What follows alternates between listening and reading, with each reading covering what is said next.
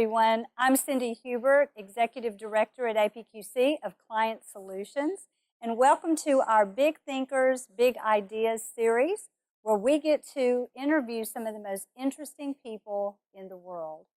And I am honored and privileged today to have with me Dr. Carla O'Dell, APQC CEO. Welcome, Carla. Welcome, Cindy. Thank you. I'm delighted to be here because it's a chance to be on the other side of the interview for once. It is. And I have to tell everyone, it's so exciting to bring you into this interview with us.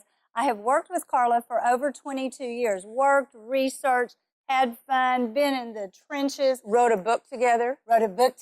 Thank you. But I've never interviewed her. So you're getting to Oh my see gosh, her. that's right. I haven't. So I'm very excited about this. So let's get started. Okay. Okay, so we've got a conference coming up, APQC's Annual Knowledge Management Conference, April 27th and 28th, top focus here in Houston, Texas. We're looking forward to have many of our friends. And Carla, you're going to be talking about a lot of very forward-looking, interesting things and talking about why KM should be interested. Well, we try to do that every year, is to tell people what's coming. Sometimes we're 5 and 6 years ahead of the real curve, but at least that keeps you in the forefront. This year, I think we're going to be right on target. Absolutely. So let's get started. All right. All right. First question I have for her. What do you expect to be the biggest, most disruptive change that knowledge workers will experience over the next decade? Well, Cindy, this is a no-brainer because, I don't even mean that as a pun. I think what's going to happen is this digital transformation, machine learning, and dare I call it artificial intelligence, is really going to hit its stride this year for knowledge management. Yes.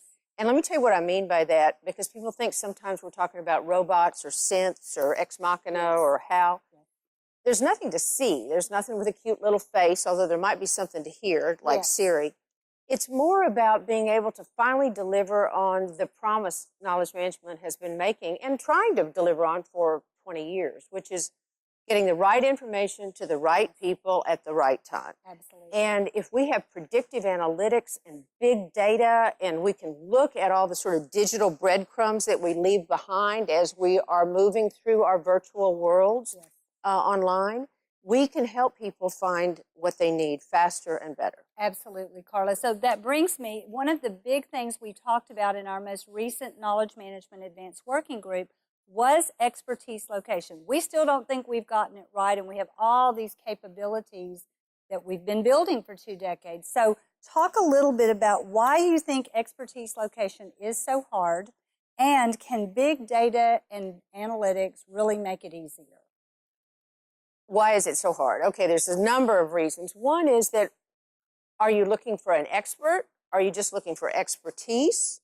Or are you looking, which somebody could have captured in a document, or are you just looking for somebody who knows a little bit more about it than you do? Which is like if I'm on Amazon and I'm researching a product, I don't need to have an engineer who designed the product tell me about its innards.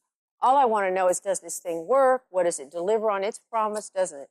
So expertise location is hard because it depends on the use case and what the query was that somebody submitted. Were they trying to find somebody, talent to fill up a team, or were they trying to just answer a question? Has anybody done this before with a customer, Shell Oil, for example? And that's what's made it hard. Without some kind of analytics and ability to search through lots and lots of behaviors and questions and articles and so on, it's hard to get a specific enough answer for somebody to really help them. Yes. So what we can do now, every day there's new applications coming out that are making this easier and easier. In fact, knowledge managers may be one of the few professions that isn't going to be obsoleted by all of this technology. Agreed. If I wouldn't go into legal work or radiology right now. Yes. Carla, I think you bring up such a great question, though, that I have for you, because I think a lot of knowledge management leaders are very concerned about staying relevant. You think about all of the new capabilities that are required to do some of these things, and we don't have the budgets to hire these people. So what do KM programs need to do right now to ensure their relevancy and stay at that strategic table? Well, you have to do 2 things right now. First, you have to just stay relevant. What's the business problem right now? If an executive's not saying, what are we doing about machine learning and how are you using predictive analytics? that's probably not what you want to be working on. But what you want to do is just stay one step ahead of them in these areas so that you can start laying the groundwork, planting the seeds, telling them what's coming, what's possible. But today, if what they need to do is just form communities of practice and make sure they have the right people in them, figure out what kind of content people need, you need to be doing that in a way that supports the business. You've said this for years, that knowledge is not about just content. It's about helping people make the decisions that they're trying to make at work. And that's so your knowledge management people need to figure out what kind of decisions are we trying to make and how can we help people do that. And fast. And we have so much, yes, faster, because I think the acceleration, you're really fortunate if you are getting on the bandwagon for knowledge management right now. You have 2 decades of learning how to move quickly, to build the foundations, because you have to have the foundations to do some of these things. I'm going to put a plug in there for the research that you and Lauren Trees did on what are the accelerators of knowledge management maturity. There's about 5 things, guys, that are basic and foundational, and we'll be talking about them at the conference, but you can go into our website and get them, that are essential to making knowledge management work. And I don't care, how many robots you got, those things still matter. So absolutely. Check them out. One of the things, Carla, that we talk about a lot, and I want to talk about it here because we always talk about knowledge management above the flow or in the flow. And we always say that it's got to be in the flow to make it ubiquitous, easy to use. So talk a little bit about what practical steps KM teams can take right now, add on to what you've said, to get knowledge into the flow of work, embedded into the flow. Well, one, they have to know what the flow of work is. There's 2 ways to do that. One is to make sure that the knowledge management people are people who have been in the field, if you can do that, and kind of know what the work really is. It's really different when you know it versus just have read about it. The second thing is to be have skills in process and understanding process. Know how to map a process, know how to see a workflow. You can't embed knowledge in a workflow if you don't know what it is. Absolutely. So those facilitation skills for process improvement are one of the things that we really encourage people to be able to do. I love that. Then if you do that, you'll be able to figure out at what steps in the process is there a trigger point where somebody will need some knowledge. Boom, oops, I have a teachable moment.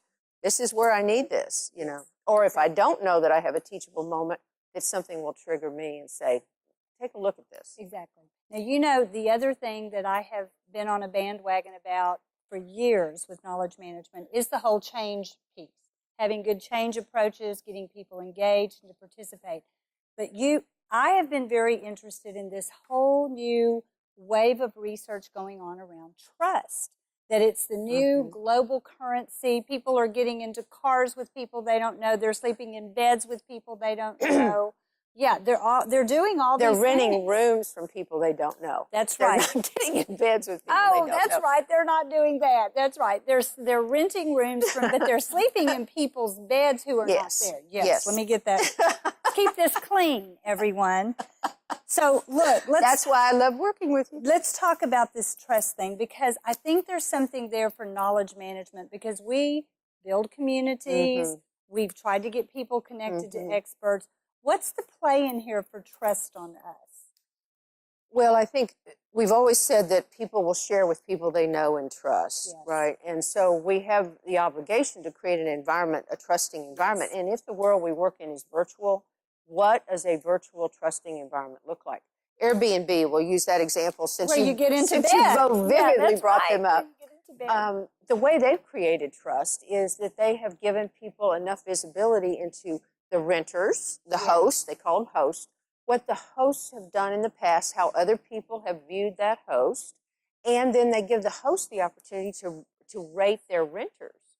So you kind of get, it's just like on Amazon, the recommendation systems. Recommendation systems are really powerful for people. Yes, they are. The other thing is that, like, if you're looking, if we're talking about a community of practice and it's on water well drilling in unstable shale or whatever, you're going to want to know that the content you're looking at and your recommendations that you're getting can be trusted. So how do I know that? Well, I can know who the author is. I can find out, the system can tell me how many jobs like this they've worked on before. Do they happen to have a degree in hydraulic engineering, right? All kinds of things about the people who are offering up this information, and that helps.